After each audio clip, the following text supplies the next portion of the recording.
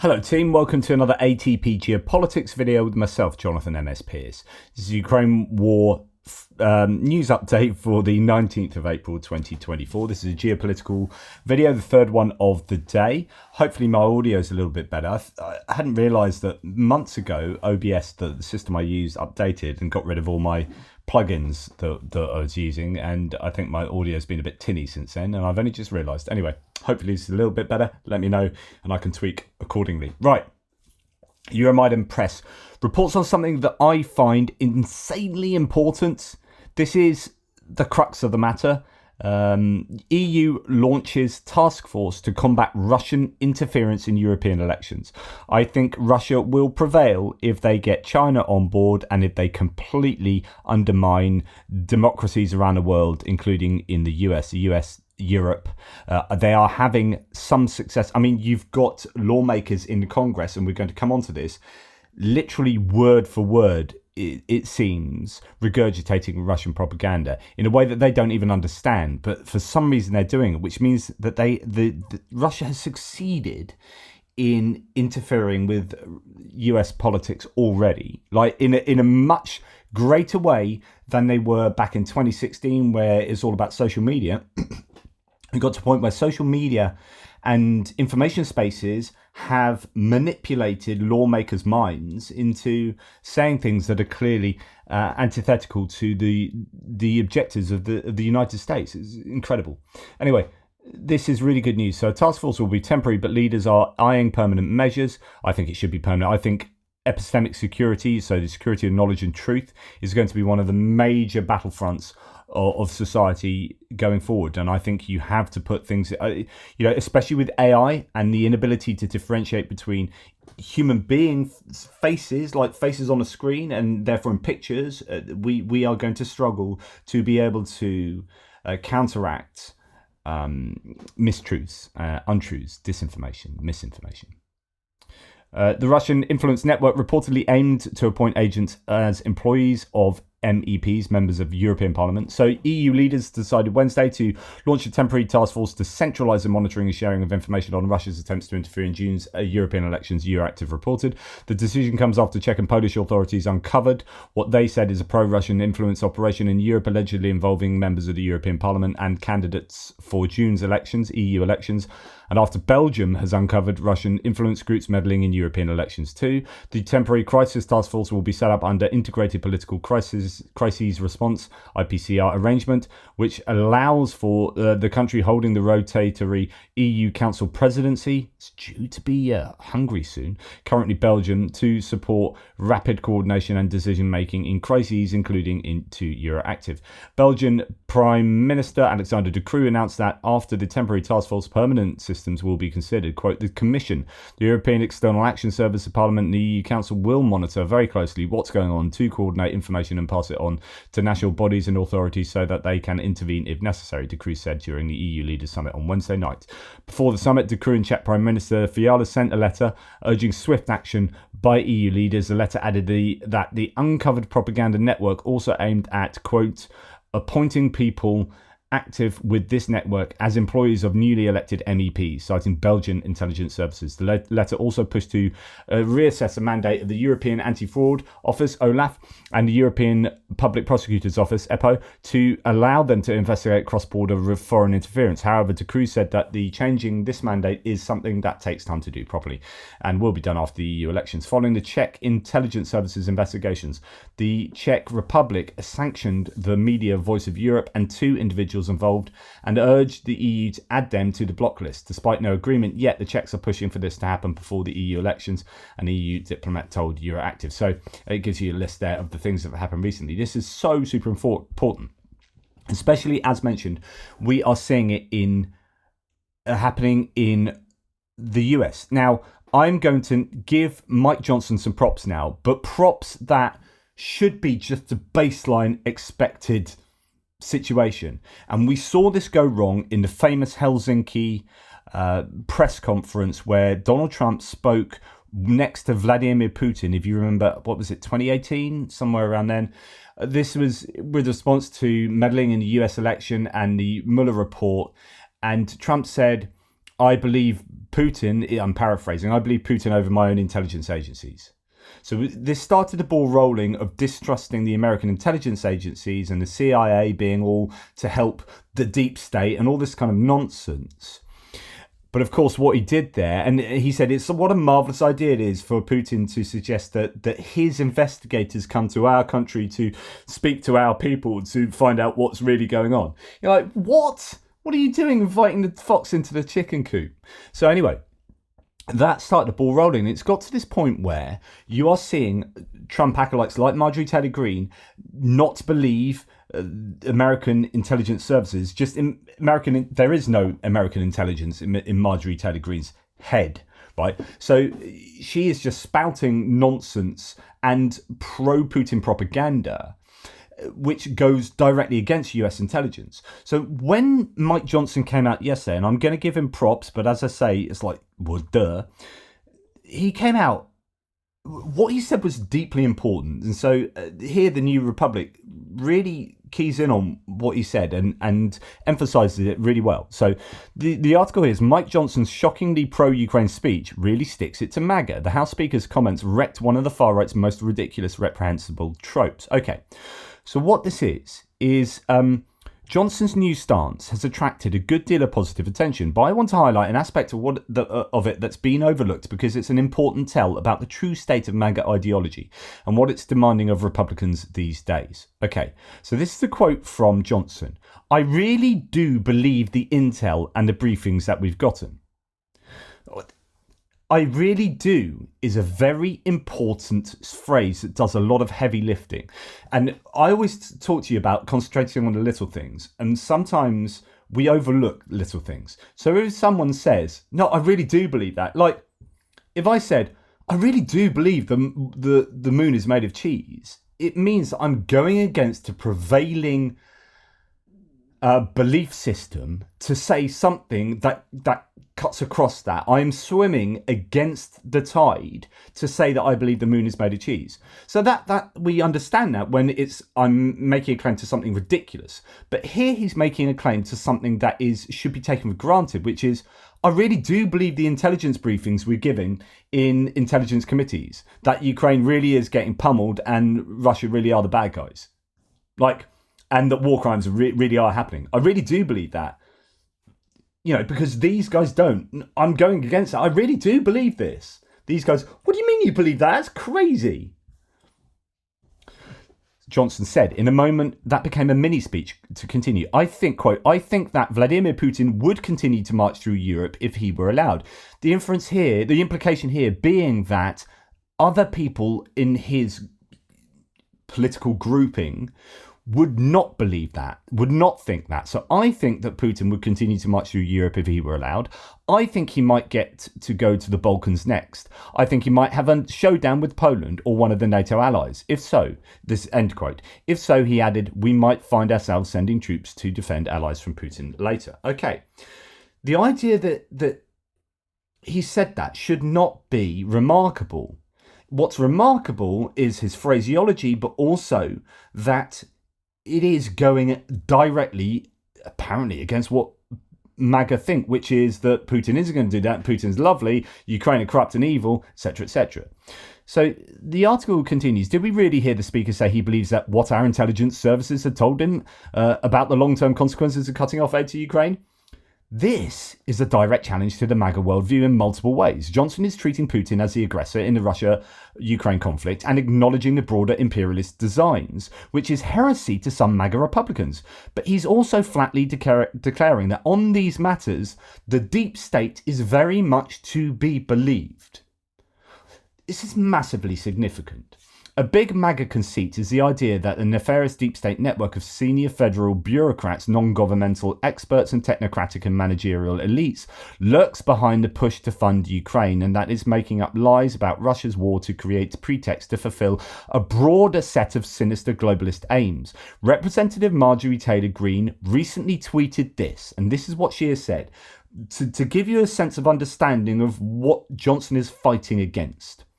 The Ukraine scam is up, she says. If our Republican majority in Congress funds Joe Biden's war against Russia, it's not America's war, it's Joe Biden's war against Russia on behalf of Ukraine, quote, open brackets, because he's a puppet on strings, close brackets, then Republicans are tools of the foreign war-loving deep state.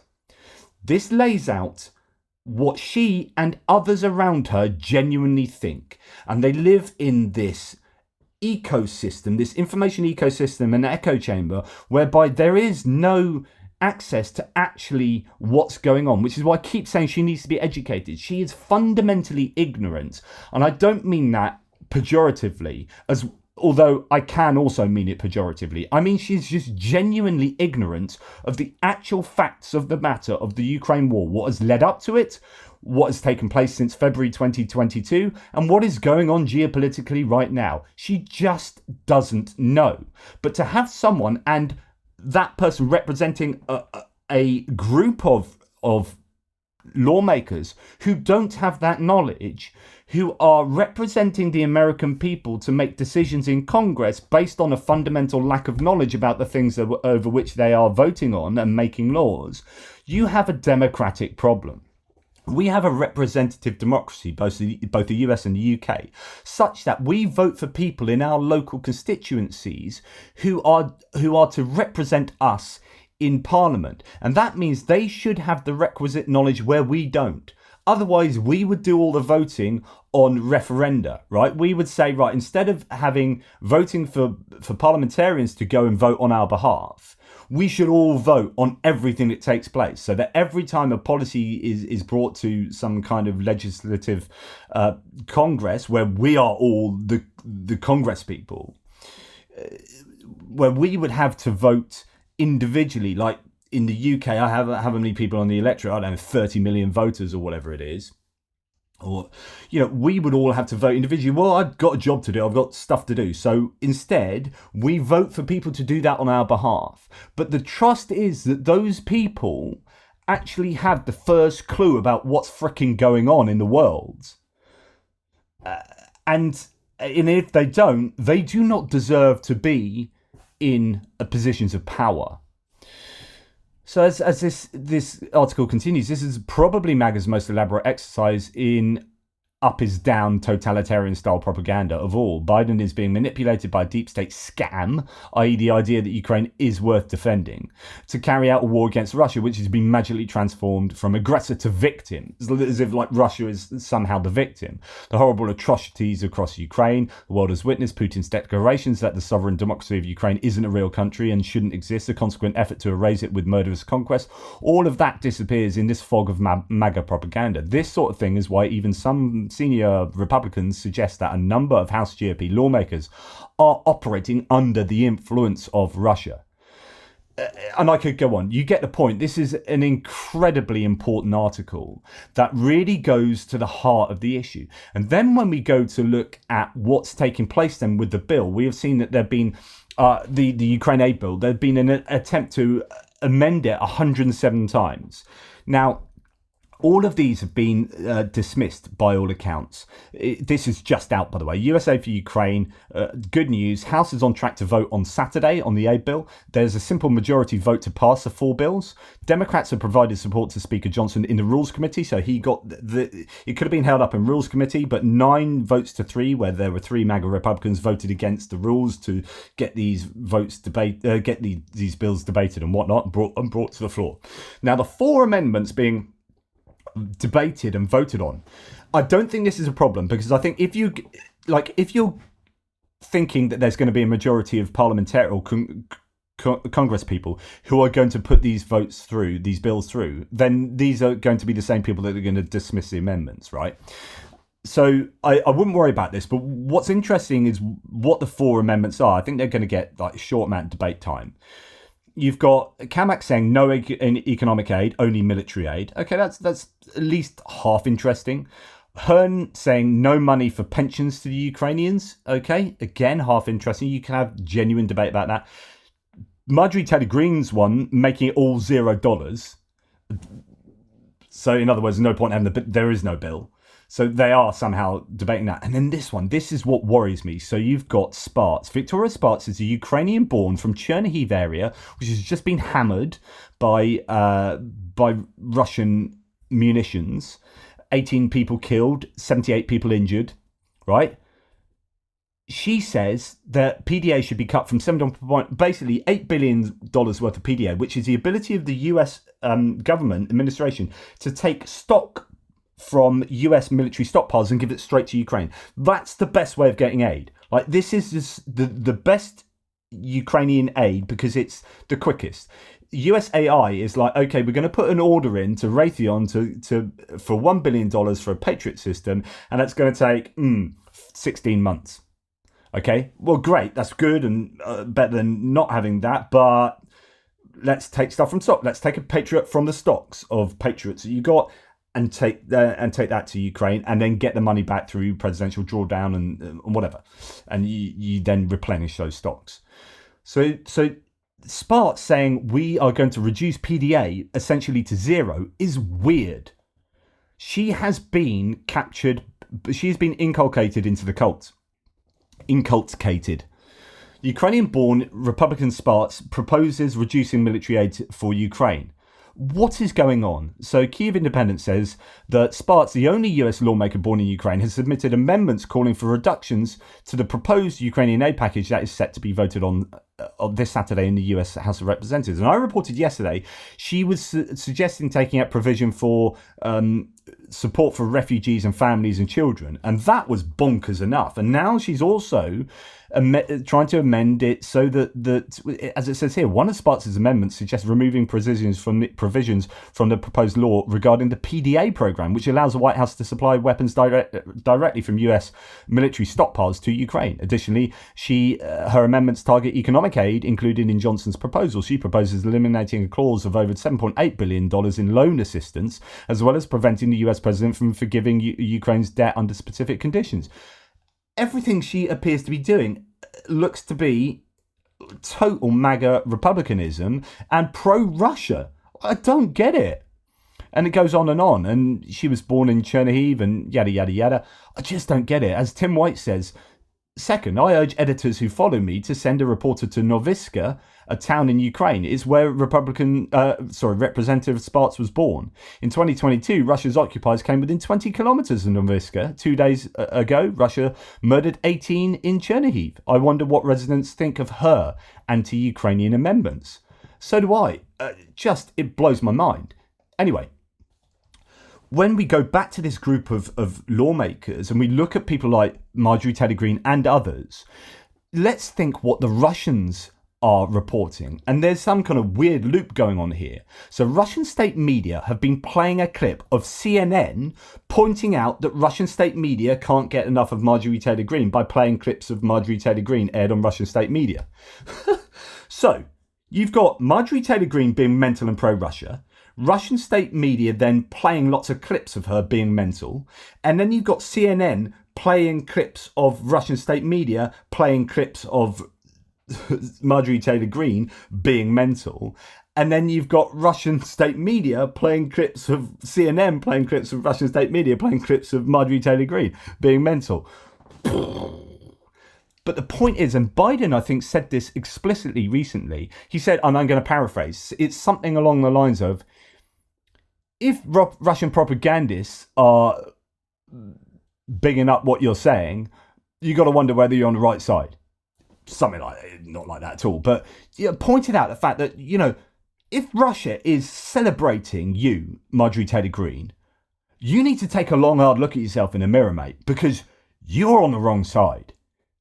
You have fans in Russian state TV propaganda, and they are loving what you're doing because you are screwing everything up in the US political landscape. One of her amendments, and this to me, again, concentrate on the little things. Think about, would she know what Transcarpathia was? Would she understand that there's some issue between Hungarian language, that this is one of the things being stoked by Viktor Orban's nationalism that is being stoked by Russian influence peddling? And War Translated is absolutely right to single this out. He said, I can almost see her diligently typing out Transcarpathia on her laptop. She probably wasn't even aware of the word before a message from her contact came through. What a joke. absolutely true. So one of her amendments, the amendment that Marjorie Taylor Greene, says Jane Kiev, just proposed to sabotage the Ukraine bill is something that is such a nuanced Russian disinfo narrative that it could only have come from her Russian handlers. The note, or she just exists in this massively, she unwittingly exists in this massively distorted echo chamber.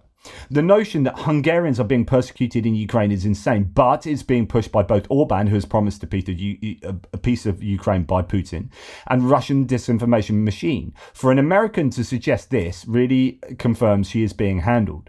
Amendment to HR 8035, Ukraine's Security Supplemental Appropriations Act 2024. She says, no funding shall be made available to Ukraine unless restrictions on ethnic minorities, including Hungarians in Transcarpathia, right to use their native languages in schools are lifted. That's a bit of a mouthful, and actually, I would suggest that's not her writing that at all. Who is? Honestly, if you are American, and if you're Republican or Democrat or whoever, I don't care, or independent, you should be freaking worried right now that you have Congress people delivering Russia's desires straight into the bills that are to be passed in Congress. This is so disturbing. Meanwhile, as I said yesterday, and I'm going to pull out a really decent Republican, at least in the rhetoric he's saying, I think he could be louder and I think he could be more vocal in some of his positions. But anyway, Trump's first public comment, and I did say this yesterday on one of my videos, on aid to Ukraine from the horse's mouth, shall we say, is weird to see him pushing a myth that the US has aided Ukraine more than Europe, and he can't bring himself to say he supports the aid. However, he can't oppose it either, a sign that he might be forced into accepting the aid in the end while clearly being unhappy about it. So Trump said yesterday, before I go on to a GOP rebuttal of this, why isn't Europe giving more money to help Ukraine? Why is it that the United States is over $100 billion into the Ukraine war more than Europe? Outright lie. And we have an ocean between us as separation. Why can't Europe equalise or match the money put in by the United States of America in order to help a country in desperate need? So the statistics are, at the moment, Europe, especially if you include UK, Norway and Switzerland, Europe have given $100 billion more aid, humanitarian, financial and military, to Ukraine than the US. He has got that the wrong way round. That's not to denigrate the US. The US has done a great job, or it was doing a great job until August last year, until September. As everyone agrees, says Trump, Ukrainian survival, not everyone agrees on this, I guess. As everyone agrees, Ukrainian survival and strength should be much more important to Europe than to us. I think you can make a great argument that the US being the top of the global hegemony, being challenged by Russia, stands to lose an awful lot here. Certainly more than somewhere like, I don't know, Spain, for example, in what's going on in Ukraine. But it's also important to us. So he then goes, hey, is it also important to us? Get moving, Europe. Europe has been moving. It's so worrying that you don't know what you're talking about. In addition, I am the only one who speaks for me. And while it's total mess caused by crooked Joe Biden and the incompetent Democrats, if I were president, this war would have never started. I disagree. Right. So we have Mike Turner, Republican, at the head of the Intelligence Committee, is he? Speaking to this point that Trump has made. To be on the side of democracy. And another thing Mr. Trump said, I think on Friday, was that the U.S. should not do anything until Europe does something. Well, Europe did $54 billion this year already. Right. Again, we're less than half. It's not that they're doing anything. Yeah, we're less than half of overall aid. The EU, collective nations, have contributed more overall than the United States has overall. I want to ask you about what you said in the last couple of days or a week ago, perhaps, about how some of the House Republicans, wittingly or not, are repeating Russian propaganda against Ukraine, false charges against so-called corruption in Ukraine and other things that are completely unproved. But it's coming right from the Russia propaganda machine, and it's ending up on the House floor. What can you, as the intelligence chair, or your colleagues do about that? Right. So we're trying to get into the hands of my fellow members of Congress information that they could understand what real threat Russia is. I mean, it's also pro-Russian propaganda that we need to be able to clearly identify Russia's an adversary. Their weapons are pointed at us. They continue to field new weapon systems, including new nuclear weapon systems. They continue to hack into the United States. We continue to see threats to our infrastructure as a result of Russians' nefarious actions. And we need to be able to stand up and clearly say Russia is an adversary. We're not going to allow them as an aggressor to continue to kill and threaten a standing democracy in Europe that will, if they were permitted, cascade and threaten other nations in Europe. And that's excellent. I'm going to do a balancing video to my JP. I'm JP, and I approve these messages, but I'm going to do a GOP version of that, where there are people like Mike Turner, and I've got Mike Pence and a few others talking sense about Ukraine in a way that we need right across the Republican Party. But it's good that this bill should pass, right? Yeah. Head of the CIA, but of course, deep state, can't trust him, etc., etc. If you're Marjorie Taylor Greene. The head of the CIA said that Ukraine could lose the war by the end of 2024 if it does not receive US assistance. There's a very real risk that the Ukrainians could lose on a battlefield by the end of 2024, or that at least Putin is put in a position where he can dictate the terms of political settlement, Burns has warned. William Burns said that while speaking at the George W. Bush Jr. Presidential Center on Capitol Hill. Burns urged congressmen to approve a bill to provide Ukraine with defense funds. Who would believe that I'd be at a time where I'd be like, oh, do you know what? George W. Bush was all right, wasn't he? Like, compared to this lot. At the time, I was like, ah. Now I'm like, God, he's actually a bit sane compared to Marjorie Taylor Greene. Anyway, with military assistance, both practical and psychological, the Ukrainians can hold their ground through 2024 and destroy Putin's belief that time is on his side. Okay. Macron, on the other hand, is just being obviously clear. Oh, I love that picture. Mr. Macron says a French military source no longer harbours any doubts about Moscow's expansionist ambitions. I mean, I could go into that article, but just the simple point here is the comparison between Macron and, say, Trump, who seems to be compromised, has no clarity on who really is the good guys, who really are the good guys and bad guys are in this war. And if he becomes president, then brah. Whereas Macron is like, I am under no illusion who the bad guys are now, and it's getting even more robust of an opinion in my head. Like, Moscow has expansionist ambitions, and we need to stop that. Right, I'm going to go now to dip into not someone I would normally listen to, Nick Ferrari on LBC. He interviewed both Dmitry Kuleba, the Ukrainian foreign minister, and James Heapy, the former, not the Secretary of State for Defence, but of a former Minister for Defence who's stepping down because, well, he's not running the next election. I think he's read the tea leaves there. But he's a former military man himself. And this is in response. Both of these points are in response to Cameron. The other day, I played you the excerpt on, indeed, LBC Radio, where David Cameron, the foreign minister for the UK, said he was asked really well, actually by Nick Ferrari, I think it was, really well, given the, well, hang on, you've just sent up British fighter jets to support Israel in shooting down drones and missiles. Why haven't you done that with Ukraine? And then David Cameron was very, very, as Nick Ferrari's later said, very woolly in his answer. Didn't really answer it very well. And I played that to you, and I called Cameron out on that and said, although this might not be a perfect equivalence, there needs to be some answers as to why we are doing it over here but not over there. What is the issue? And I would argue it's all about nuclear missiles, but no one's really saying that, or at least no one like Cameron's saying that. Anyway, here you've got Ferrari talking to Dmitry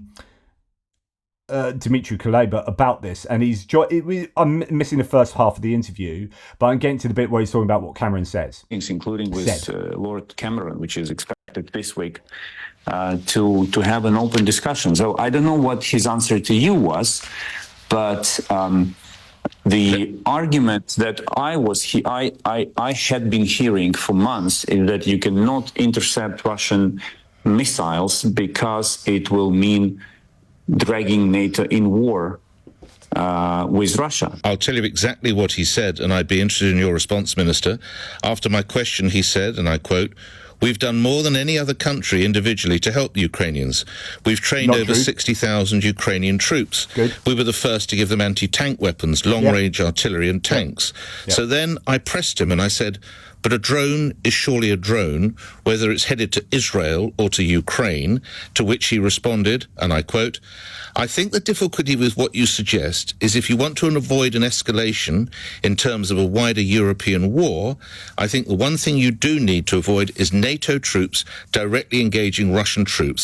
That would be a danger of escalation." Your response to his response, Minister. Since when intercepting a Russian missile means dragging someone into the war with Russia? To the best of my knowledge, Russian missiles do not carry Russian troops.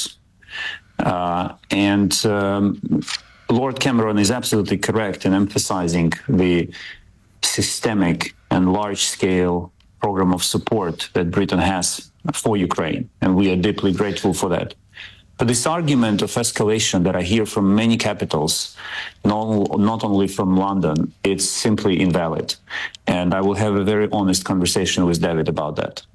Wow. Why do you suppose there is this reluctance, Minister? Years ago, I love was this taught answer. that a good politician should always have a clear answer to a question. And a good politician should never admit that he doesn't know something that he's being asked about. But to be fair, I think I have to admit that perhaps I'm a bad politician, but I don't have an answer to your question. Well, I assure you next time I speak with Lord Cameron, I will make the point again, and I will with the British Prime Minister, because to me, a drone is a drone, as I said before, whether it's headed to Ukraine or Israel. Lastly, when you speak with your president and your senior colleagues and you see how much attention is focused on the Middle East, and to use a British expression, you can only spend £1 once or you can only spend $1 once, how concerned are you that attention and funding is going away from what you and your countrymen need and down to Israel and the Middle East? Minister. If you don't spend £1 today on Israel and £1 today on Ukraine, you will be spending £10 per day tomorrow. It's very simple, because whatever the price of supporting Ukraine today is, fixing the problems that will be born out of Russia's success in Ukraine will be by far more expensive. There is one final point I want to make. Antony Blinken says Ukraine will become a member of NATO. Remember, I keep saying, and I've said several times in this video, concentrate on the little things. I'm always mining what people say for those nuggets that I think tell us more than many people would give credit for. His response about Antony Blinken, to me, tells me, because I've long said that Antony Blinken is the grown up in the White House. And I think if he was running things more, he was able to have greater scope for doing stuff in the administration, Ukraine would have had way more aid. I think he's been tempered by Jake Sullivan and insisting that support is rock solid in the conflict. Do you have any idea of a timeline? How important do you think it is for your country to become part of NATO, Mr. Kuleba? One NATO general told me, Dmitro, the only real criteria for becoming a NATO member is the willingness and the capacity to fight the Russians. By that account, we are already the best and the most efficient member of the alliance. And all we have to do is to settle formalities. If we were to be taken in NATO tomorrow, we would be ready. When you met with Antony Blinken in Brussels, did he give you an indication of a timeline, Minister? No, he didn't. What would you like? Well, we had a we've had many conversations with Secretary Blinken, who is doing great job in trying to help Ukraine with some of the most difficult decisions we've been facing since the beginning of the large-scale invasion. That's the bit I'm talking about. Like, that's where he's like, we've had many conversations with Blinken. He's in a really tough position, and he's really trying to help us in very difficult circumstances. And I think that probably tells you that Blinken is and I said, and again, I said exactly the same, like back in when it's October the 31st is Halloween, isn't it? I said, concentrate on little things. Blinken turns up to Halloween with his two little kids. One of them is dressed like Zelensky. The other is dressed in the boy's dressed like Zelensky in the greens and whatnot. And the girl was dressed in a blue and yellow dress. So his idea, his sense of like, he got his kids to dress up, not as ghosts or whatever, but to represent Ukraine. So for Blinken, Ukraine is super freaking important. And when I saw that, and I think, was that this last October? It could have been October 2022. I was like, yeah, Blinken is the one you want to watch. He's the one that I think wants to help Ukraine, and it's the people like Jake Sullivan that I think is working against that. But I don't think anyone in NATO has an answer to the question of the timeline. They're debating it. This debate is pretty tough sometimes. I gave you my perspective, our Ukrainian perspective of that. Okay, so now we're going to go to James Heapy to see what he has to say about the same, pretty much the same question. So here it is. Oops, I'm pressing the wrong button. Let's go. Good, David. Yeah, can I just put to you, so Iran fires drones towards Israel, and the brave men and women of the RAF go up and they shoot them down over possibly Syria or Iraq. We're not quite sure where they all landed. But they go up from Moscow and we just watch. Discuss. I don't have a good answer to that. I really don't. I think if I were to... There you go. Cameron, woolly. Kaleba says, I'm supposed to have an answer to everything. I don't have an answer to this escalation problem and what you're talking about here. And James Heapy, who is formerly a defence minister, says, I haven't got a good answer. I don't know why we can support Ukraine. We can support Israel like that, but not Ukraine. To try and rationalise it for your listeners, what was happening over the weekend, and it's clear that there was some intelligence that my successor in the MOD and those around him will have read last week, given that assets were clearly moved to the region. What happened over the weekend could have been a Pearl Harbor moment. I mean, if that wave of drones and missiles had landed in Tel Aviv and Jerusalem, there would have been no discussion with Netanyahu and his government about their right to react. And it basically goes on to talk about that, how the whole Iran, all those hundreds of munitions could have been the Pearl Harbor moment, and it would have been massive. There would have been a huge region-wide war. As a result, because of the work that the UK did in helping to take down those drones and missiles, we've stopped that becoming a huge, explosive region-wide war in a way that actually we did get involved with Ukraine. It would do that with that escalation. So that's kind of where he went in the end. But even his initial reaction was like, yeah. And he's actually touted on Sky News, an interview with Sky News, UK troops being out in Ukraine to support the Ukrainians, not on the front line, but helping out in other ways. Okay, Ukraine and the Czech Republic are beginning a bilateral security agreement like they have done with so many countries, so good luck with that one. We have Argentina, has submitted a request to join NATO. NATO Deputy Secretary General Monsieur Joanna met Argentine Defence Minister Luis Petri at NATO headquarters today for talks on working toward a partnership between the alliance and Argentina. And of course, Milei, the leader there at the moment, is being very pro-Israel, very pro-Ukraine, and trying to move Argentina away from the sphere of influence of BRICS. He's a big fan of American neoliberalism and the kind of Chicago boys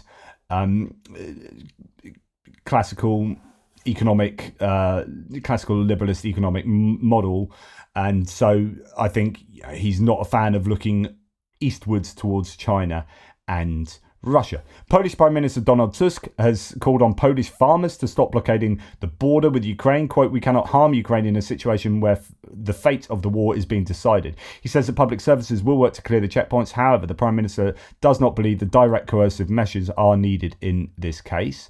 And then we have the situation in Georgia still, protests going on. I don't know how successful they will be. I hope they'll be successful. The guy that punched the opposition leader he is an opposition parliamentarian who punched the Georgian Dream, I think, leader or MP in the face, which obviously I don't advocate, but just to give you the background on that, he was an International Legion of Territorial Defense of Ukraine member. So he's actually fought in Ukraine. And I think what the Georgian Dream pro-Russian guy was saying was obviously so egregious that this guy, the emotion of having fought in Ukraine for democracy, meant that he went out, he just couldn't hold back, had to go at that guy. But then all the Georgian Dream politicians laid into him big time. He got a good kicking in the corridors, that guy. He then went and spoke out in the protests outside and he had the protests, which we've seen lots of footage of, and he was on stage during the protest, but then was subsequently arrested by the, I presume, special services or whatnot. And then he claimed that police have given him a right beating again. So he's had 2 beatings in a day. Of course, he started by punching the politician in the face, which is obviously not a good thing to do. You don't want your main parliament building to really devolve to that kind of activity. But yeah, I mean, there are tensions running very high in Georgia at the moment, and we'll continue to keep an eye on that. Anyway, another long one from me. Thanks for watching. Please take care. Speak soon. Toodle pips.